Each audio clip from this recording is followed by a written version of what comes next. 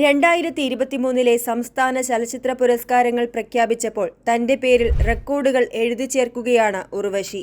ഇത് 6ാം തവണയാണ് ഉള്ളൊഴുക്കിലെ പ്രകടനത്തിലൂടെ ഉർവശിയെ തേടി മികച്ച നടിക്കുള്ള സംസ്ഥാന സർക്കാർ പുരസ്കാരം എത്തുന്നത്. ഇതോടെ ഏറ്റവും കൂടുതൽ തവണ മികച്ച നടിക്കുള്ള പുരസ്കാരം നേടുന്ന നടി എന്ന റെക്കോർഡും ഉർവശിയുടെ പേരിലായി. കൂടാതെ അവാർഡ് നേട്ടത്തിൽ മമ്മൂട്ടിക്കും മോഹൻലാലിനുമൊപ്പം എത്തിയിരിക്കുകയാണ് ഉർവശിയും. മികച്ച നടനുള്ള പുരസ്കാരം മമ്മൂട്ടിക്കും മോഹൻലാലിനും 6 തവണയാണ് ലഭിച്ചിരിക്കുന്നത്.